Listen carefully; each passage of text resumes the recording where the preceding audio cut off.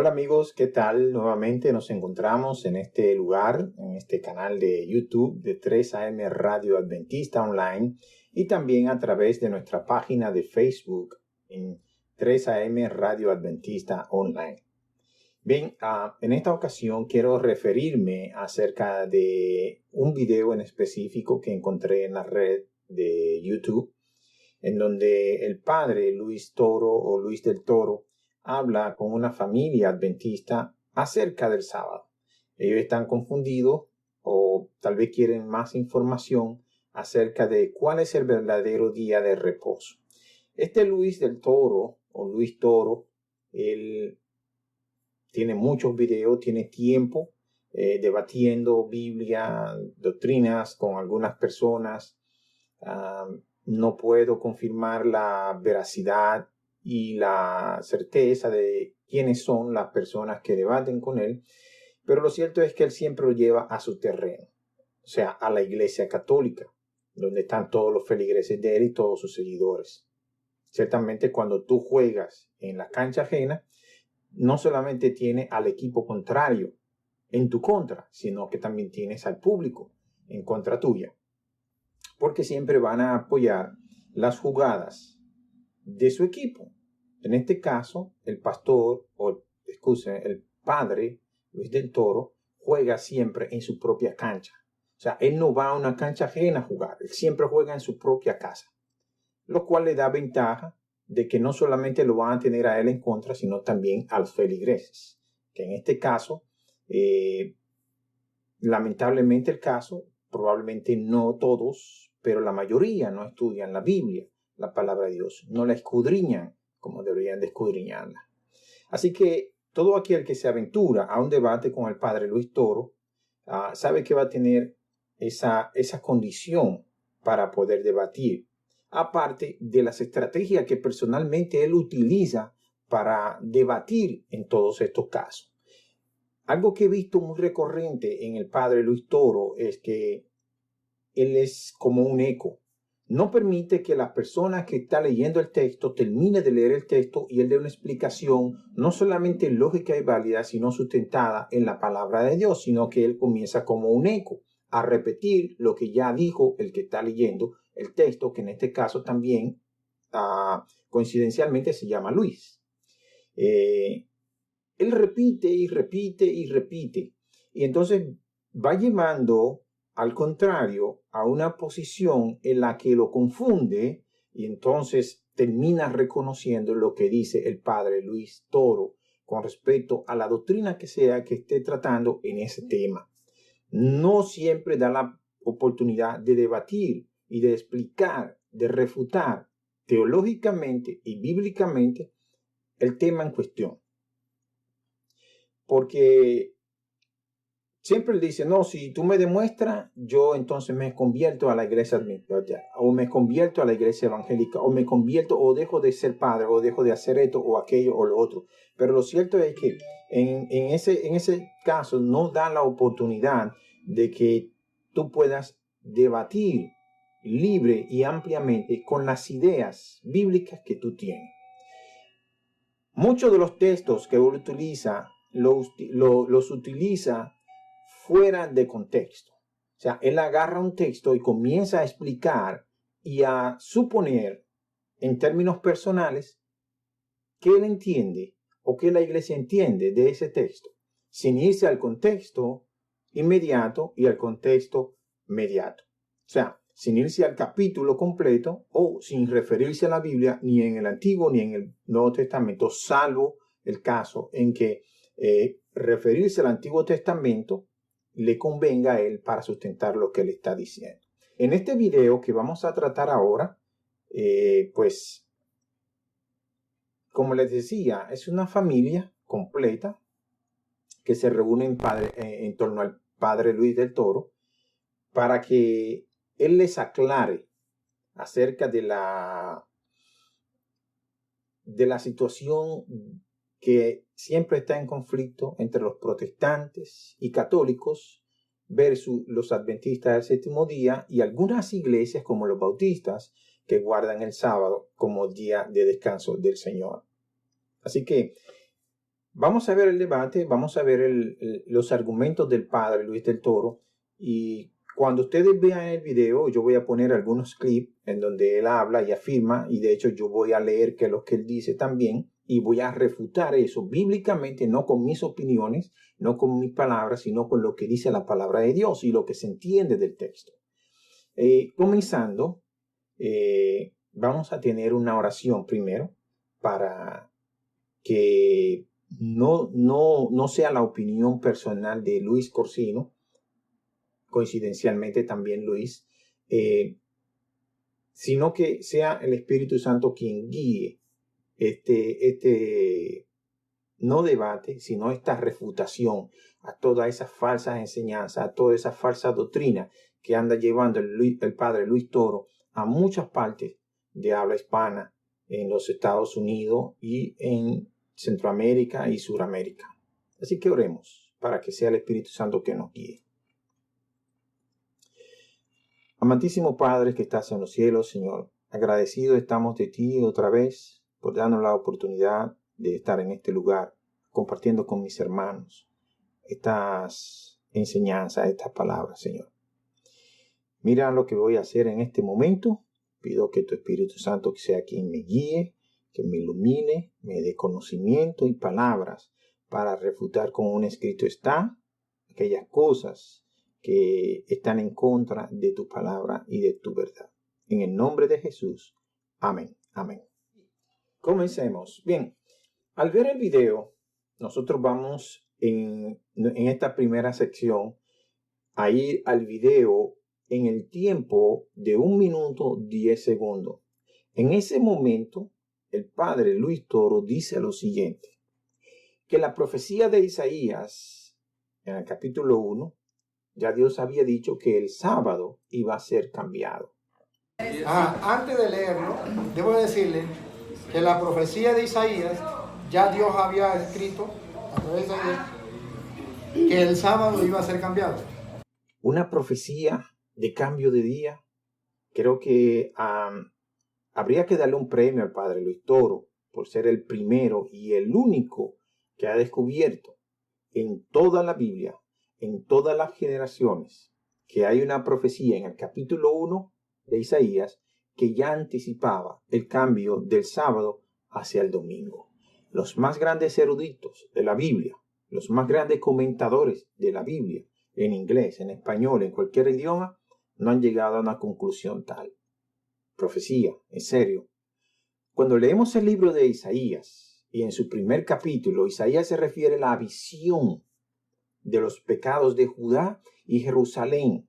Si van al capítulo 1 de Isaías, verán que del capítulo 1, del versículo 1 al 19, Isaías está hablando allí de la visión de los pecados de Judá y de Jerusalén.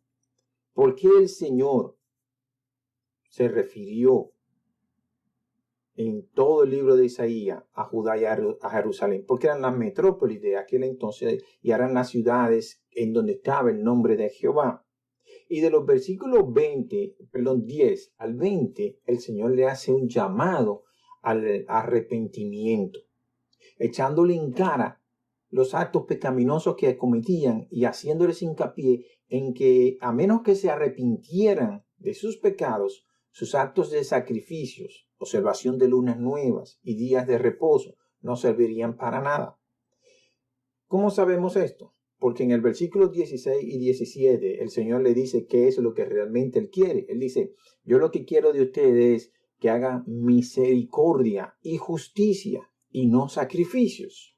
Si van a Oseas 6:6, Mateo 9:13 y Mateo 12:7, ustedes verán que el Señor dice lo mismo, tanto en Oseas como en el Señor Jesucristo en el Nuevo Testamento, en el capítulo de Mateo 9 y Mateo 12.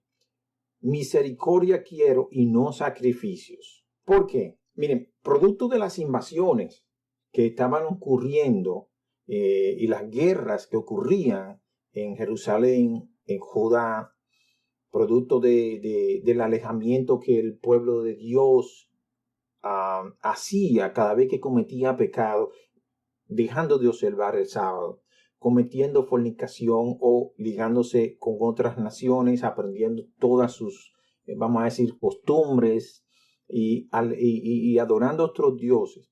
Eso llevó a que el Señor una y otra vez permitiera que las naciones paganas invadieran Jerusalén e invadieran Judá. ¿Qué hacía el pueblo de Judá cuando veía muchas veces que eso estaba ocurriendo? Recurrían a los sacrificios, recurrían a las observaciones de fiestas y a los ayunos. Pero lo hacían no porque lo sentían de corazón, sino como una forma de sobornar a Dios para que éste acudiera en su socorro. Es como decir una religión de apariencia. Cuando llevamos una religión de apariencia, el Señor no acepta ningún tipo de sacrificio. De hecho, es como Él dice en el capítulo 1 de Isaías, le es abominación. Pero no había nada de malo en los sacrificios, porque Él mismo lo instituyó. El problema no estaba en los sacrificios, el problema no estaba en las lunas nuevas, el problema no estaba en las fiestas, el problema no estaba en los sábados. El problema estaba en que lo que ellos estaban haciendo no estaba de acuerdo con lo que ellos estaban viviendo.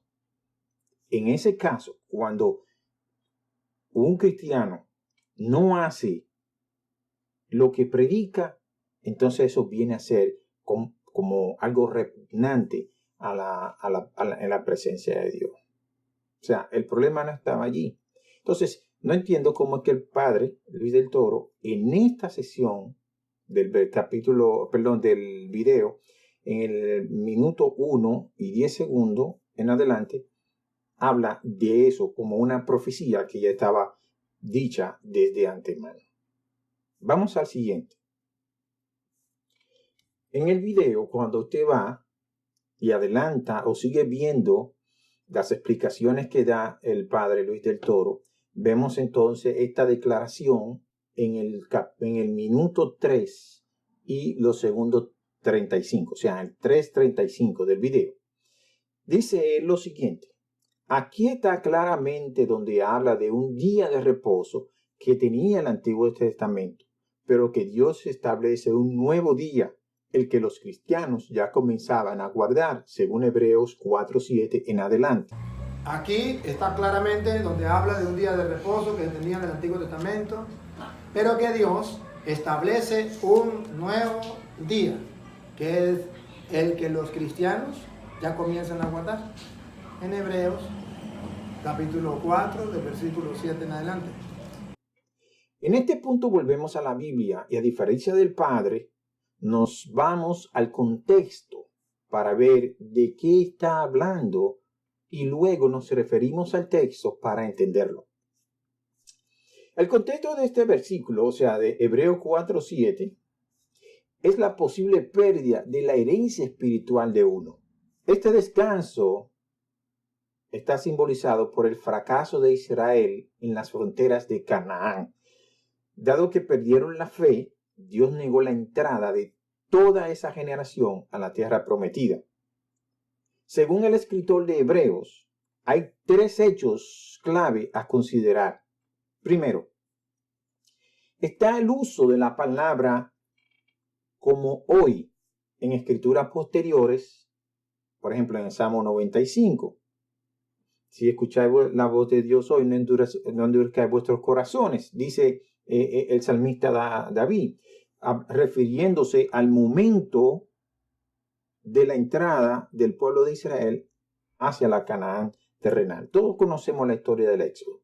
El Señor dijo: vayan, posean la tierra. Llegaron a la frontera de Canaán, mandaron espías, chequearon, vinieron, dieron 2 informes. 2 dieron informe positivo, 10 en contra. Ellos aceptaron la mayoría. O sea que la mayoría tuvo la razón en este caso. Así que el Señor, viendo la incredulidad y la falta de fe de los israelitas en ese momento, dice: ok, ustedes no van a entrar a la Canaán terrenal. Ustedes van a volver al desierto. Y por 40 años, hasta que toda esa generación de 20 años hacia arriba muera, entonces van a regresar y van a poseer la tierra. El Señor en ese momento le había quitado el reposo al pueblo de Israel. Por eso el escritor de Hebreos está hablando de que el Señor entonces estableció otro día para el reposo del pueblo de Israel. Porque ciertamente Josué entró al pueblo de Israel a Canaán y poseyeron la tierra, pero no tuvieron el reposo que el Señor les había prometido, porque no todos entraron a la Canaán terrenal. Así que el Señor establece otro día de reposo, pero no está hablando de un día literal de la semana, o sea, no está hablando de uno de los 7 días de la semana. Está hablando de un acontecimiento que es el reposo del pueblo de Dios. Por eso es que en Hebreos 4:7 está hablando de que el Señor estableció otro día de reposo. Ahí está la confusión. El problema está en que tomamos el texto y buscamos un pretexto, pero no tomamos el texto y entonces buscamos el contexto, porque si se van al capítulo 3, que es la parte segunda de esto, hablamos ya de la primera, que es la pérdida de la herencia. En segundo lugar, solo los que fueron desobedientes fueron excluidos de su herencia. Si se leen el capítulo 3, versículo 16 al 19, se darán cuenta. Y finalmente, aquí está el hecho de que el descanso ganado por Josué no fue permanente ni completo, según la Biblia referencia.com, BibleRef.com, de donde traje esos 3 puntos. Está claro al leer el contexto que no se trata entonces de un día literal de la semana, sino más bien de un día cuando el pueblo de Dios entrará en el reposo, o sea, en la vida eterna. Cuando Cristo venga por segunda vez, todos los pueblos de todas las edades entrarán en el reposo del Señor. Todo aquel que está en Cristo entra en su reposo. En este momento, todo el que recibe a Cristo como su Salvador personal, entra en el reposo del Señor, pero aún todavía no es el reposo del pueblo de Dios. Si no le hacen Mateo 11:28 y 29 y Hebreos 4:10. Bien, entramos entonces a la parte del video en el minuto 16:50 segundos.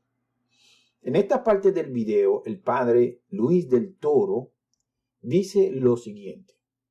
Colosenses 2:15 en adelante, punto suspensivo, para mostrar efectivamente que el día sábado llega hasta Cristo. Veamos a ver de qué se trata la lectura de Colosenses capítulo 2. Indudablemente que al leer el capítulo nos damos cuenta que había un problema, no solo en la iglesia de Colosas, sino también en otras iglesias, por los judíos que aceptaban el cristianismo, pues esos entendían que habían ciertos rituales y fiestas que los nuevos cristianos tenían que observar, no solo para ser salvos, sino también para hacerse judíos. O sea, en otras palabras, todo el que venía al cristianismo tenía que hacerse judío primero. Por eso se le llamaban judaizantes, porque ellos entendían que como la salvación viene de los judíos, ellos primero tenían que ser judíos, luego entonces iban al cristianismo y de ahí entonces eran salvos. Entendían ellos que como la salvación viene de los judíos, todo el que quería ser salvo primero tenía que ser judío. Y si judío tenía que entonces observar días, fiestas y rituales. 2 cosas podemos destacar de esta controversia entre judíos y gentiles. Primero, la observancia de días y fiestas. Y segundo, el asunto de la comida. Porque Pablo específicamente habla de sábados en plural, si ustedes se dan cuenta. Porque los días de fiestas, esos días de fiestas que ellos guardaban, eran días de santa convocación. Siempre que en la Biblia se habla de una santa convocación, estamos hablando de un día que se aparta para un uso sagrado. Cada vez que usted aparta un día para un uso sagrado, ese día se convierte en un sábado. O específicamente cuando el Señor llamaba al pueblo de Israel para una reunión especial con él. Ese día era apartado y era sagrado. ¿Qué quiere decir? Que el Señor mandaba a que en esos días, cuando el pueblo se reunía para una actividad especial, ya sea para una santa convocación, por alguna limpieza o por alguna fiesta, ese día se convertía en un día sagrado. Por lo tanto, como era sagrado, no se hacía ningún trabajo secular. Eso hacía que ese día se convirtiera en un sábado, porque había reposo completo. Yo lo explico de esta manera. En nuestros tiempos, nosotros tenemos días como Navidad, Año Nuevo, Día de la Independencia Nacional, Día de las Madres, algunos días celebrando la fiesta de algún personaje local, vamos a decir aquí en los Estados Unidos, el Día de los Presidentes, el Día de Martin Luther King, el Día de los Veteranos, entre otros. Todos esos días, por la Constitución de los Estados Unidos, por el Congreso de los Estados Unidos, por el presidente de los Estados Unidos, son días declarados no laborables. O sea que en el calendario aparecen como rojo, lo que equivaldría a un fin de semana, en este caso un domingo, porque es el día en que todo el mundo guarda y celebra como día de fiesta espiritual y no lo tienen como laborable, o sea, lo tienen como rojo. Pero ese día de una de esas celebraciones puede caer un miércoles, un jueves, un lunes. Sin embargo, es un día no laborable y se trata igual que un domingo. Es un día de fiesta, es un día no laborable. Es igual con las fiestas de los judíos. Habían días específicos durante esa fiesta en donde el Señor llamaba a santa convocación y esa santa convocación el Señor decía, ningún trabajo haréis, es día de reposo. Por eso se le llama sábados, en plural, porque no era uno, eran muchos sábados. Al final eran siete fiestas que el pueblo de Israel observaba en aquel entonces, y que la observancia de eso era como un día de reposo del cuarto mandamiento, puesto aparte para un uso sagrado, solamente para la adoración de nuestro Señor. En esta parte del video nos vamos al minuto 21. En el minuto 21 el padre Luis del Toro dice lo siguiente. ¿Se acuerda que esa era la ley? El día sábado no podían manejar. En día sábado no podían manejar, no podían caminar, no podían comer cualquier pescado o algunas clases de pescado, algunas clases de comida no podían comer. Entonces Pablo dice, si estamos en Cristo, ¿por qué esa ley de que no maneje, no coma, no toque? Eso ya pasó, eso era en la antigua alianza. Lo está diciendo el maestro de la ley. Manejar. En serio, padre. A ver qué tipo de vehículo teníamos para ese entonces. Hay palabras que no tienen la mejor traducción para nosotros tener una mejor comprensión del texto. Y aunque en un idioma se traducen bien, en otros no. O por lo menos no da la idea de lo que realmente se trataba en ese momento. Por ejemplo, cuando nosotros vamos a la versión King James Version, dice handle, la palabra manejar, que es mejor, que es una mejor traducción es manipular, maniobrar. Cuando tú manipulas algo, tú estás handle something, estás manipulando algo, en el sentido de tratar con ese algo, no de conducir un vehículo, de manejar nada. En ese tiempo no se manejaba nada. Si no, vaya a la palabra al diccionario Strong, en la palabra G2345. Allí entonces usted podrá entender fácilmente a qué se refería esa palabra en ese entonces. Solo la Reina Valera lo traduce como manejar. Ver otras traducciones o versiones. En esta otra parte del video, en el minuto 25 y 4 segundos, aquí entonces el hermano adventista hace una intervención. Dice que ruegue que la venida de Dios no sea en invierno o en sábado. Está poniéndole, si usted lo analiza completo, usted verá que está hablando de la dificultad cuando venga Cristo. El hermano cita Mateo 24:20 de una forma dudosa y confusa, ya que todos los argumentos, en este caso fuera de contexto, que ha dado el Padre, lo ha llevado a esa situación, o sea, a confundirse. Este versículo dice lo siguiente, o sea, Mateo 24:20. Orad porque vuestra huida no sea ni en sábado ni en invierno. El Señor en este capítulo está respondiendo una pregunta que le hicieran sus discípulos, si no vayan al versículo 3, y no los judíos. O sea, cuando Jesús está hablando del sermón escatológico en el capítulo 24, Jesús está en el monte. Había venido del templo. Y los discípulos le hacen la observación en cuanto a la maravilla del templo. Y Jesús comienza a decirle algunas cosas. Y ellos entonces se sorprenden y le preguntan al Señor. Entonces el Señor comienza a dar una serie de explicaciones.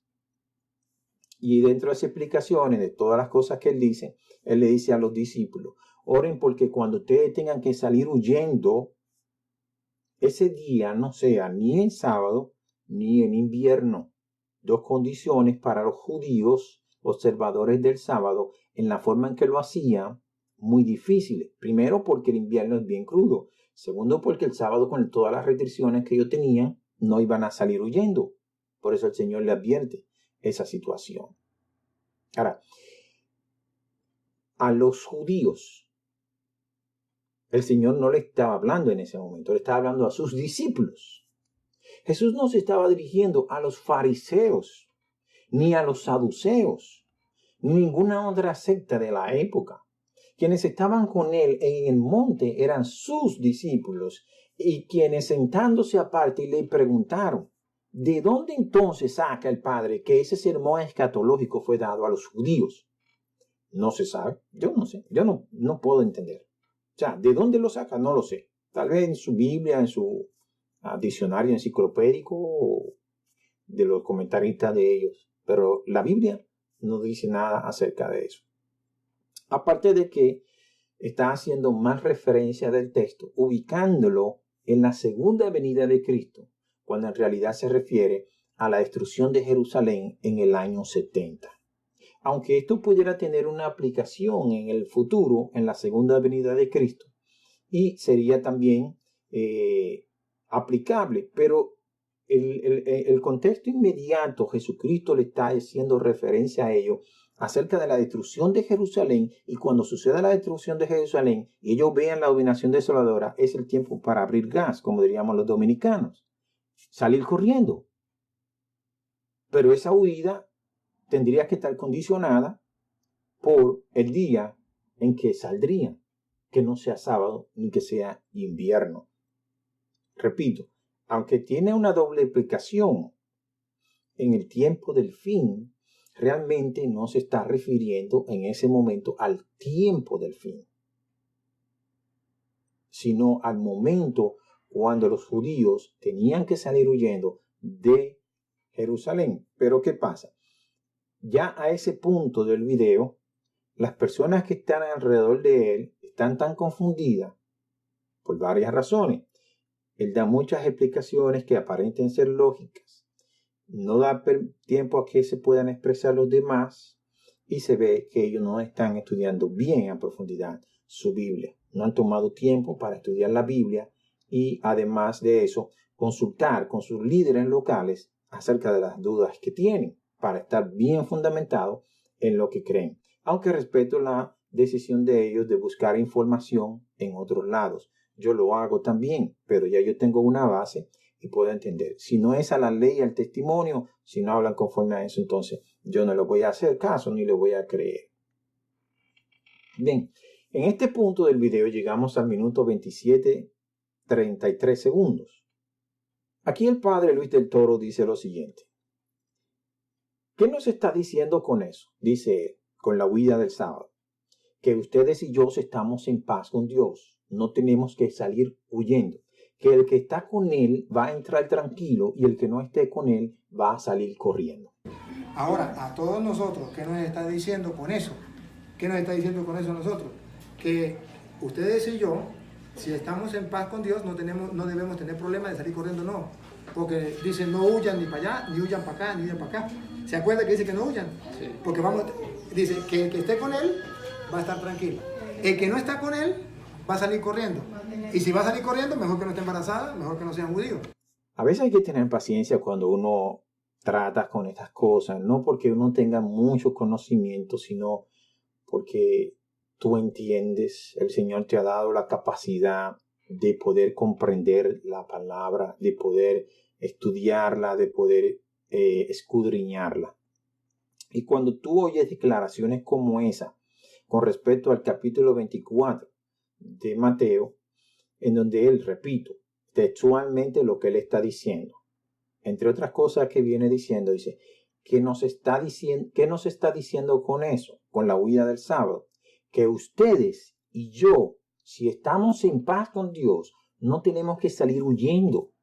Que el que está con él, o sea, con Jesús, va a estar tranquilo, y el que no esté con él, o sea, con Jesús, va a salir corriendo. Todo este argumento del Padre tumba lo que el apóstol Pablo le dijo a Timoteo en 2 de Timoteo 3:12. Allí el apóstol Pablo le dice a Timoteo, y también todos los que quieran vivir piadosamente en Cristo Jesús padecerán persecución. ¿Cómo es que el Padre puede argumentar algo como eso? Si yo estoy con Cristo, yo voy a estar en paz. Y cuando llegue el momento de la persecución, quienes van a salir corriendo son los no cristianos, y los cristianos vamos a estar en paz. Cuando la Biblia en todo momento, cuando habla acerca de la segunda venida de Cristo, dice que lo que vamos a tener que salir corriendo somos los cristianos que estamos de acuerdo con lo que dice la palabra de Dios, que llevamos la doctrina como dice la palabra de Dios. Aquellos que guardan los mandamientos y tienen la fe de Jesús. Aquellos que dentro de todos los mandamientos observan también el cuarto mandamiento, que es el día de reposo que el Señor estableció. ¿Cómo entonces, de dónde saca él, sin ningún texto bíblico, sin ninguna base bíblica, decir que los que estamos en paz con Dios vamos a estar tranquilos? Y que los que no están en paz con Dios, entonces van a salir corriendo. Que me busque un texto donde dice eso en la Biblia, entonces yo voy a creer. Pero Pablo me está diciendo a mí que si yo quiero vivir piadosamente, yo voy a padecer persecución. Y la persecución es algo que ha venido a través de toda la Biblia. Pero hay momentos críticos en donde el Estado y la iglesia imperante en ese momento, la iglesia católica, asimismo la iglesia católica romana, apostólica y romana, la que en un tiempo persiguió, la que ahora está herida, pero que va a recibir la autoridad otra vez y va a hacer lo mismo que hizo al principio. Esa iglesia católica, ese sistema religioso, político, militar, sí lo hace. Pero ellos no van a salir huyendo. Ellos no, claro, ellos están en paz con Dios, según ellos están en paz con Dios, no van a tener que salir huyendo. Pero aquellos que están de acuerdo con la palabra de Dios, igual que lo hicieron los hugonotes, igual que lo hicieron los valdenses, igual que lo hicieron todos los otros grupos cristianos que preservaron la verdad, tuvieron que irse a los montes, tuvieron que salir huyendo. ¿Por qué? Porque vivían piadosamente. La pregunta es, ¿para qué quiere huir? Sería la pregunta lógica de este momento. ¿Para qué quieren huir los no cristianos? ¿Por quiénes van a ser perseguidos? Por los cristianos. O sea, vamos a tener un cristiano persiguiendo a un no cristiano, como en la Edad Media hizo la Iglesia Católica. No, los cristianos tanto en la destrucción de Jerusalén como para la segunda venida de Cristo tendrán que huir a los montes y escapar de la persecución a la que serán sometidos nuevamente. Bien, nos vamos al minuto 28:45 segundos. Cuando vamos a este tiempo en el video, aquí otra vez el hermano adventista vuelve a citar otro texto de la Biblia, en esta vez a Romanos 14:5. No hacer diferencia de día, ni de comida, ni de bebida, etc. Aquí en Romanos 14 dice, 14:5 dice, unos dan preferencia de un día, más otros juzgan iguales todos los días. Dice, cada uno esté completamente convencido en su mente en lo que cree. O sea, entonces quiere decir que ni es domingo ni es sábado. Ajá. Dice, recibir al débil en la fe. Al débil en la fe. Observen que hay que recibir al débil en la fe. Hay personas que son débiles en la fe. Y ahí es donde tenemos que detectar cuál es el fuerte y cuál es el débil. El que es débil, como vegetales, como los adventistas, por ser débil, no dice que son fuertes en la fe. Dice que son los débiles en la fe. Entonces dice, ¿qué tenemos que hacer con ellos? ¿Mandarlos a matar? No. ¿Qué tenemos que tener? Paciencia con ellos. Hay que aceptarlos. Son débiles en la fe. Nosotros somos fuertes en la fe. ¿Por qué? Porque no estamos pensando que comer esto o no comer esto. El que es fuerte en la fe sabe que Cristo ya nos redimió de todas esas leyes. Entonces, comemos lo que nos pongan en la mesa. La primera pregunta que me surge es la siguiente. Según la declaración del Padre, ¿qué le hace pensar al Padre Luis del Toro que el que come legumbre es débil en la fe? Pues Pablo no está hablando aquí de fe. Si lee bien el texto, más bien el contexto, cosa que él no hace, verá que el problema surgido aquí otra vez entre judaizantes y gentiles tiene dos puntos en conflicto. Nuevamente, tenemos la comida y la bebida y en segundo, los días de fiestas.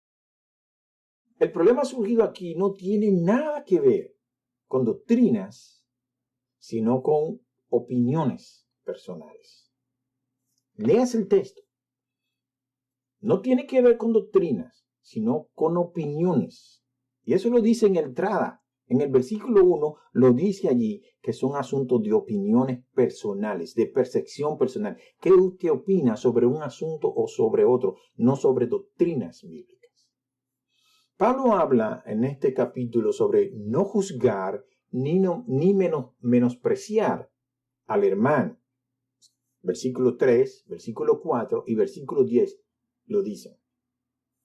Por lo que haga o por lo que deje de hacer. Después de todo, el juicio Dios lo dejó en manos de Jesús. Juan 5:22. Los adventistas, otra cosa que dice el Padre, los adventistas no mandamos a nadie al infierno. No acostumbramos a eso, solo hacen los evangélicos pentecostales. Pero los adventistas no mandan a nadie en el infierno. Primero porque no tienen esa autoridad.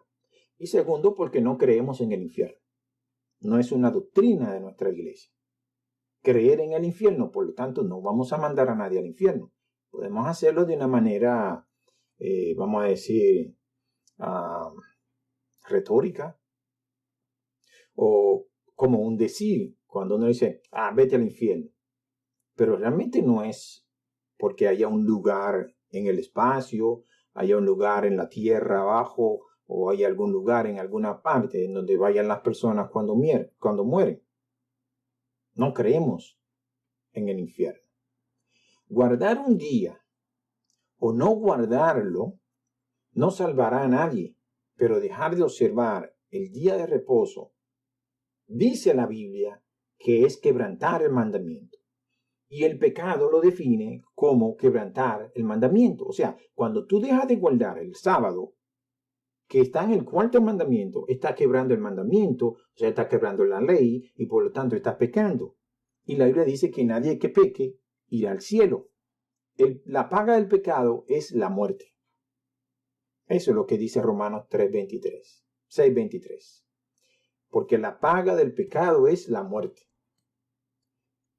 Bien, vamos al minuto 36. Estamos finalizando esta parte, esta sesión del video, porque el video tiene más de 1 hora, pero no vamos a abarcar todo el tema, porque él entra a otro tema en la segunda parte del video, o sea, la mitad del video prácticamente. En este minuto, en el minuto 36 exactamente, entre otras cosas que él viene diciendo, dice, cuando Cristo muere, a partir del día de la resurrección que comienza el Nuevo Testamento, el Antiguo Testamento muere, muere con la muerte de Cristo. Y el Nuevo Testamento nace con la resurrección de Cristo. Cuando Cristo muere, a partir del día de la resurrección que comienza el Nuevo Testamento, Antiguo Testamento muere con la muerte de Cristo. Nuevo Testamento nace con la resurrección de Cristo. Y yo me quedo asombrado a medida que avanza el video y el padre Luis del Toro sigue dando explicaciones sin ningún fundamento bíblico, porque él está hablando de su propia opinión. Él está hablando de su propio concepto, de su propia capacidad, de su propia inteligencia, de lo que él ha estudiado. Pero en ningún momento da un fundamento bíblico para decir, ok, mira, aquí en la Biblia me dice que el Nuevo Testamento llega hasta aquí y que el Antiguo Testamento llega hasta allá. No, él simplemente dice, ok, con la muerte de Cristo muere el Antiguo. Con la resurrección nace el Nuevo Testamento. En serio, padre. ¿Dónde dice la Biblia que el Antiguo Testamento muere con Cristo y que el Nuevo Testamento nace con la resurrección de Cristo? Porque todos los profetas y la ley profetizaron hasta Juan. Y el Nuevo Testamento comienza con el esparcimiento de los discípulos a raíz de la persecución desatada luego de la muerte de su líder. En pocas palabras, en el momento en que los discípulos están, Jesús está y los discípulos están, la única escritura que ellos conocían y la que Pablo le dice a Timoteo, toda escritura, él se está refiriendo a toda la escritura que en ese momento existía. ¿Y cuál era? La Biblia Septuaginta, la Biblia que ellos estudiaban. No existía el Nuevo Testamento. Ellos no sabían del Nuevo Testamento, ni se imaginaban del Nuevo Testamento. Así que no sé a partir de dónde, ni desde dónde saca el padre Luis del Toro que el Nuevo Testamento nace con la resurrección y el Antiguo muere con la muerte de Cristo. Vámonos al segundo 37, en el minuto 36 y el segundo 37. Allí el padre sigue dando algunas declaraciones y dice lo siguiente: a pesar de que las puertas están cerradas, él entra, o sea, Jesús. ¿Qué está diciendo teológicamente la Biblia? Que él confirma, aplaude a los apóstoles que estén reunidos el domingo, o sea, el primer día de la semana. ¿Cómo lo confirma? Que aunque las puertas no estén abiertas, él entra. Y él, a pesar de que las puertas están cerradas, entra. ¿Qué está diciendo teológicamente la Biblia? Que él confirma, aplaude a los apóstoles que estén reunidos el día domingo.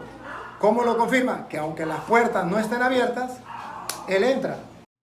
A partir de este punto en el video, comienza a dar algunas citas para justificar que el domingo pasó, a partir de la resurrección de Cristo, a ser el nuevo día de reposo o día del Señor. El texto utilizado aquí es el que se encuentra en Juan 20:19 en adelante. Ok, suponiendo, si leemos el texto y lo analizamos, no hay que ser erudito para saber que la razón por la que se encontraban reunidos los discípulos, entre otras razones, era porque tenían miedo de los judíos o probablemente conversaban sobre el acontecimiento de la crucifixión y su situación al momento. ¿Qué quiero decir con esto? El punto de la resurrección es común en los 4 evangelios. Cada uno de ellos da detalles que son bien interesantes. Vamos a resumirlo de la manera siguiente. Cuando llega la mañana, las primeras horas del día domingo, del primer día de la semana, las mujeres, incluyendo a María Magdalena y María, la madre de Esteban, fueron al sepulcro. Vieron que el sepulcro estaba vacío, hablaron con los ángeles, etcétera, etcétera. Salen corriendo, van donde los discípulos. Le comunican a los discípulos que Jesucristo había resucitado, pero estos no le creen. Pero Juan y Pedro salieron corriendo y fueron al sepulcro, lo encontraron vacío. Entonces, ¿qué pasa? Ellos vienen también donde los discípulos y se lo cuentan y tampoco le creen. Recuerden que Jesús, cuando resucita, va camino a Emmaús, se encuentra con 2 discípulos de él, con los cuales comienza a caminar. Conversas con ellos acerca de los acontecimientos que han pasado y le va haciendo explicaciones. Al final llega y termina comiendo con ellos y sigue hablando con ellos y se despide de ellos. Ellos entienden que era Jesús, así que vuelven otra vez a Jerusalén a contarle a los discípulos.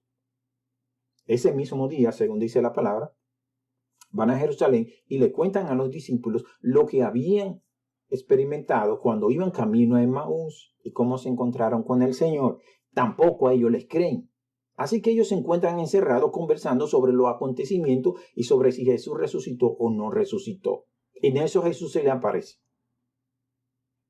La puerta está cerrada, pero Jesús de todas maneras entra. El Padre en este punto comienza a argumentar y a decir que tiene un significado la puerta cerrada. Cuando el único significado de la puerta cerrada es que está cerrada. No hay ningún significado. No estamos hablando ni siquiera de una parábola ni de una profecía. Estamos hablando de un acontecimiento ocurrido en ese momento. El Señor resucita, no tiene un cuerpo carnal como el de nosotros. Aparte de que Él es Dios, no necesita abrir una puerta para entrar, excepto la de nuestro corazón. Tienen que abrírsela, Él no la va a abrir. Esa es la única puerta que Él no abre, pero Él entra donde Él quiera. Él es espíritu. Así que el Señor entra, pero Él entiende, o sea, el Padre, que eso tiene un significado, que como Él entró sin abrir la puerta, Él está apoyando, Él está sancionando, Él está aprobando y, como Él dice, aplaudiendo el hecho de que los discípulos se hayan reunido, no importa para qué, pero que se reunieron. Lo primero que Él cree, que los discípulos se reunieron para una Eucaristía, para un servicio religioso, lo que sea. Pero la palabra misma dice que ellos se reunieron por miedo a los judíos. Se reunieron con las puertas cerradas. En ese momento, los judíos probablemente estarían pensando, ¿qué harían ahora que no están con el maestro? Fíjense que ellos no saben ni siquiera que el Mesías ha resucitado. Lo más curioso de la teología del Padre es que el solo hecho de Jesús aparecerse como un acto de magia cambia un día por otro sin ni siquiera comunicárselo a sus discípulos. Quizá fue por telepatía que Él se lo comunicó a los discípulos. Jesús entra, aunque la puerta esté cerrada, porque Él en ese momento tenía ya un cuerpo, como le había dicho, glorificado, renovado, no sujeto a las leyes humanas, ni naturales, ni físicas a las que nosotros estamos sometidos. Además, a pesar de todo, era Dios. El Nuevo Testamento no es un producto que los discípulos tenían pensado, vamos a decir, sacar en ese entonces. Ni el Antiguo ni el Nuevo Testamento. Esos conceptos no existían para la época. En el versículo 26 dice Juan que vuelven a juntarse. Y él hace énfasis, o sea, el Padre Toro, de que, mira, como Juan lo especifica en el mismo capítulo 2 veces, eso quiere decir que el Señor sí lo aprobó. Pero, ¿cuál es el concepto? ¿De dónde él saca esa teoría? Cuando tú vas al versículo 26, tú te das cuenta que los discípulos vuelven a juntarse porque en el versículo 20 estaban todos reunidos, excepto uno, Tomás. Dice que Tomás estaba tan dolido por la muerte del maestro que no quiso reunirse con los discípulos. Estaba, vamos a decir, aislado de todo lo que era cristianismo. Se desanimó, se desinfló completamente. Su fe en ese momento bajó, no creía.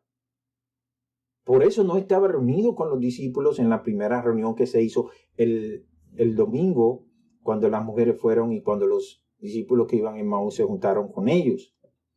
Así que ellos trataron durante toda una semana de convencer a Tomás de que se reuniera con ellos y que viniera a ver que el maestro sí había resucitado. De alguna manera convencieron a Tomás y volvieron a reunirse. O sea, que el objetivo de reunirse, aunque sea el séptimo día, que habría que ver, porque dice pasado 8 días, lo cual no representa necesariamente que sea el primer día de la semana, si comenzamos a contar y a verificar a partir de cuándo ellos se reunieron la primera vez y cuándo se reunieron la segunda vez, probablemente caiga el domingo. Además, eso es otro tema y hay videos que pueden demostrar eso. Ya he hecho algunos videos con respecto a esto del sábado y pudieran entonces referirse a esos videos para entender especialmente o específicamente el video que habla a 7 argumentos que dan los no protestantes para decir que el domingo es el día de reposo en lugar del sábado. Ese video búsquenlo en YouTube en mi canal y ustedes van a entender el concepto de 8 días después, que no necesariamente son 7 días ni tampoco cae el primer día de la semana o domingo. Pues bien, Volvamos al punto. En este caso, el versículo 26 no está hablando de que ellos se reunieron para un servicio religioso en específico. Simplemente se reunieron porque Tomás, el único discípulo que no estaba presente en la primera reunión, en esta decidió estar. Así que el motivo de este encuentro no es confirmar un día de reposo, sino más bien sacar de las dudas al único que no estuvo presente la vez anterior. El padre habla del significado de la puerta nuevamente, pero el contexto de la lectura de ese capítulo, la puerta no tiene más significado que para el que fue diseñada, para abrir y para cerrar.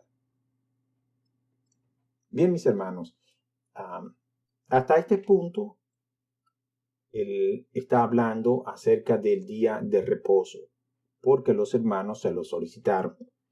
Tenían dudas, querían más información o querían comparar, no lo sé.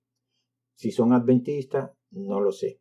El hecho es que él toma esa familia adventista para tratar este asunto. Hay otros videos en donde él se enfrenta a otros adventistas acerca del día de reposo y sobre otros temas. Si Dios me lo permite, yo estaré comentando esos otros videos con respecto al sábado, y no solamente con respecto al sábado, sino con respecto a otras doctrinas que él enseña que no están fundamentadas en la palabra de Dios, como el bautismo de los niños, el hecho de haber sacerdotes en la Iglesia Católica, la confesión, el celibato, María, etcétera, etcétera. Los santos, otros temas. Así que oren por mí para que el Señor me dé la capacidad, me dé el tiempo, sobre todo me dé los recursos para yo poder seguir haciendo estos videos y que podamos seguir llevando el conocimiento, la sana doctrina de la cual los discípulos fueron muy celosos y que encomendaron a sus discípulos, a sus seguidores, a que la guardaran. Tenemos que ser como los bereanos, siempre se lo voy a decir, sean como los bereanos, no me crean a mí, no le crean al pastor del Toro, no le crean a ninguna otra persona, créanle a su Biblia. Es la única regla de nuestra fe. Jesucristo dijo, escudriñen las Escrituras, porque a vosotros parece que en ella tenéis la vida eterna, y ellas son las que dan testimonio de mí. Cualquiera que diga algo tiene que hablar conforme a la ley y al testimonio. Si no habla conforme a eso, entonces es porque no le ha amanecido. Y Juan dice que tenemos que pesar todos los espíritus a ver si vienen de Dios. O sea, no porque yo esté hablando aquí, no porque yo sea adventista del séptimo día, ni porque esté citando la Biblia, yo estoy diciendo la verdad. Lo único que va a decir que yo estoy diciendo la verdad es la verdad. O sea, la palabra de Dios. Cuando el Señor Jesucristo fue al bautismo y fue luego entonces al desierto, tuvo que enfrentarse a Satanás. Y éste argumentaba con el Señor Jesús con la palabra. Pero el Señor le refutaba con la palabra. Nadie a quien usted tenga que refutarle le va a decir cosas que no están en la Biblia. Siempre van a citar la Biblia. Pero la manera de citarla de ellos siempre es fuera de contexto. Que el Señor los bendiga y nos ayude a que podamos seguir hacia adelante. Nos vemos en la próxima ocasión.